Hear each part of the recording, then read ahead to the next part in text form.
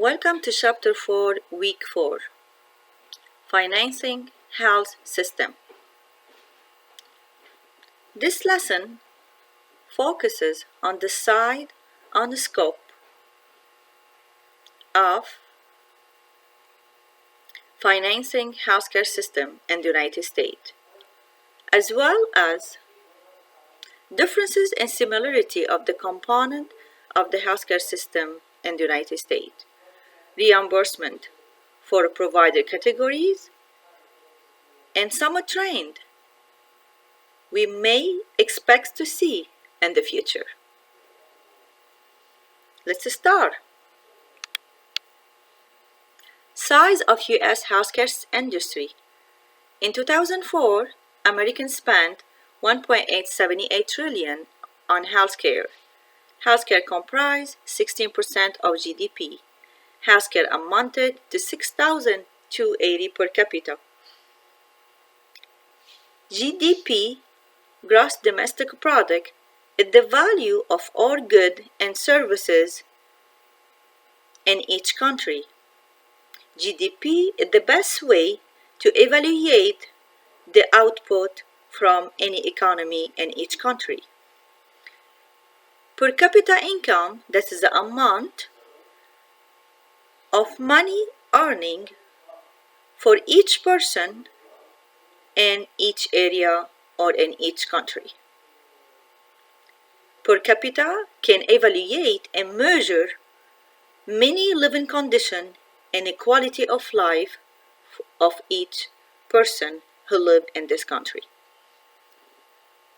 So now you can see that in 2004, Americans spent $1.878 trillion on healthcare of the national healthcare expenditure, where the healthcare comprised 16% of GDP and healthcare amounted to $6,280. Healthcare industry is the largest industry who employed many employees in the United States. This table shows the percentage of GDP and per capita in the various and changes from 1940 to 2004.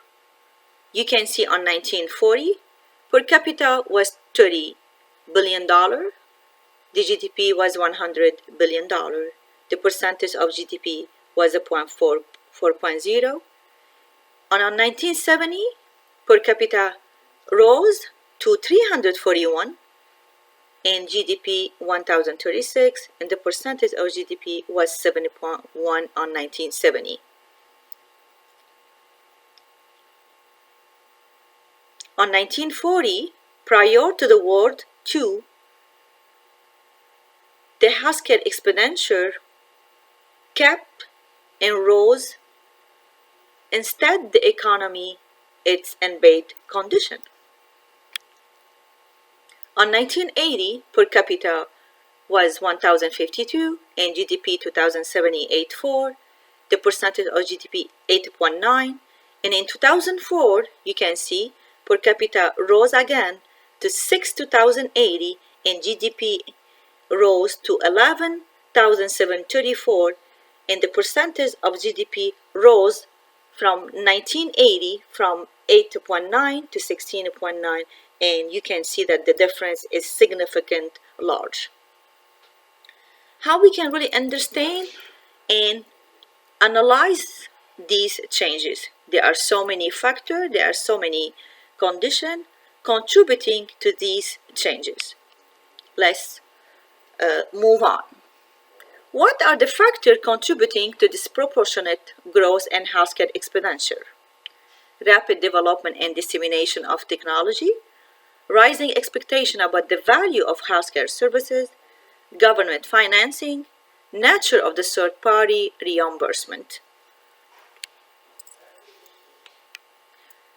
Aging population, lack of competitive forces in the healthcare system, maldistribution of physicians and other providers of healthcare services. Now, as you know that our population is aging, we have so many elderly person, we have so many baby boomer, lack of competitive forces in the healthcare system, and also we have some maldistribution of physician. We have some physician like to really work in this area. Other physicians do not like to work in this area. So some physicians are establishing their practices in different area and not in equal area. So we do not really have good distribution of physician in different area. Payment sources. Private health insurance form 37%, out-of-pocket payment 13%, philanthropy and other private sources 4%, federal, state, and local government is 46%. These are the payment sources of our national healthcare expenditure. So private insurance form 37% and out-of-pocket 13%. And now we can see the big difference between the private health insurance percentage and the out-of-pocket payment. Now we can see that the federal, state, and local government has 46% of the national healthcare expenditures. Hospital and nursing home services form 41%, physician services and other personal care item 40%, prescription drug 11%. Administration and health insurance is 8%. So here you can see that hospital and nursing home form a largest part of our healthcare system, where we have 41% of the hospital, physician 40%, and prescription drug is 11%. Health insurance distribution risk. Why we should have an insurance? What's the role of the healthcare insurance? Why most of people want to have a health insurance? Risk is defined as the probability of incurring loss and stem from both anticipated and unanticipated event. Illness is anticipated event, but it is uncertain for the individual patient. Since a group are actually predictable, insurance is a way of pooling or distributing risk. So insurance can really help to avoid or to pool or to distribute a risk.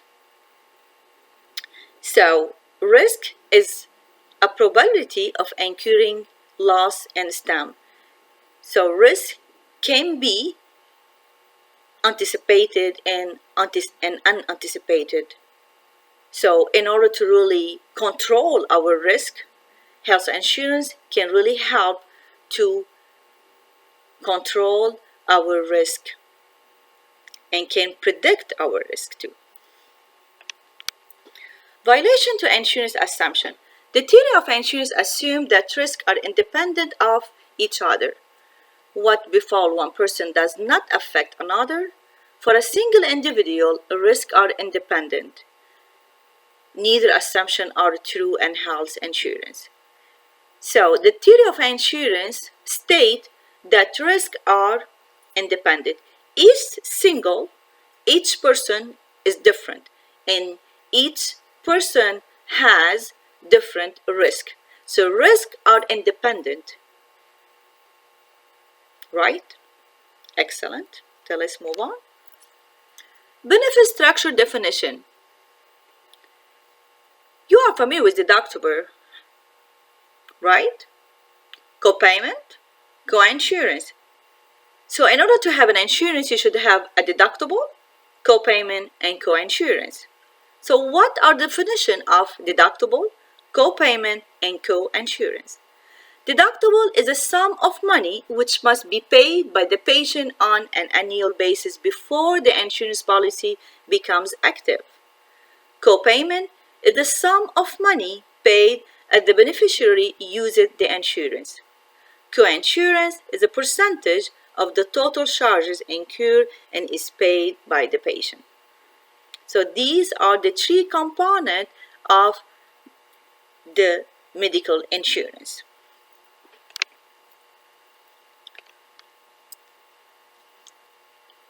Voluntary health insurance, Blue Cross and Blue Shield, private or commercial insurance companies, house maintenance organization. All these are voluntary health insurance. So you have the right to pick any health insurance. You have the right and you are free to get a private or a public insurance. HMO, which is the house maintenance organization, it's also free. House maintenance organization is also more accessible than any other house insurance. Question: how risk can be distributed? Excellent.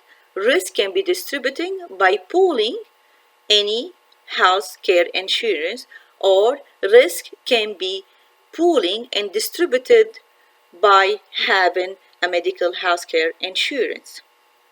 Excellent. Insurance coverage 2002. 85% of the US population had some type of health insurance coverage. 71% of the population under 65 had some form of VHI. 93% were covered by group policy. 50.2% of the population had no health insurance coverage. Here you can see that 85% of the population had some coverage plan, and 15% of the population had no health insurance coverage. So the percentage is a little high comparing to other countries. Now we can really see here that 85%, it's a good percentage for the US population, but we still have 15% of the population are not covered or they do not have any insurance.